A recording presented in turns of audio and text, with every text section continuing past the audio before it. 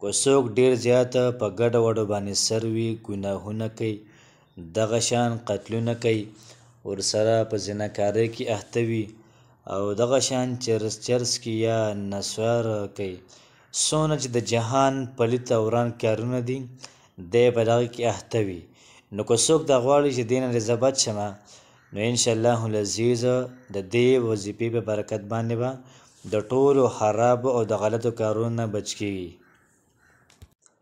بسم الله الرحمن الرحیم. السلام علیکم ورحمت الله وبرکاته. امید در به کوم چې تاسو ټول په ټیک ټاک کې د صحت نه مزي اخلي. الله پاک هم خوشاله ساته او الله پاک هم ټول مصیبتونه تکلیفونه دا ختم کا.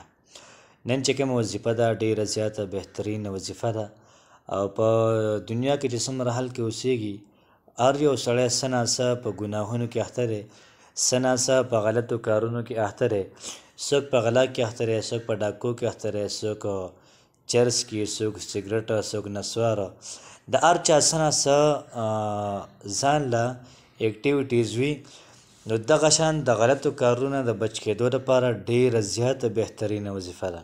نو که سړی دغه عمل کوي نو الله پاک به د ټولو غلطو کارونو بچ کوي او دین اسلام طرف به الله پاک متوجه کوي.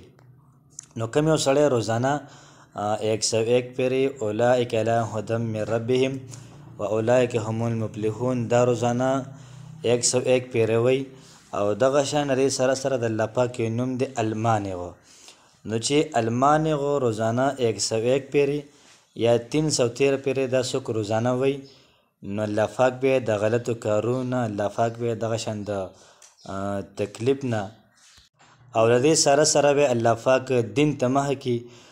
نو کوشش وکړه چې دا وظیفه دا په خپله مو که نور ملګرو سره هم دا شریکه کړئ. السلام علیکم ورحمت الله وبرکاته.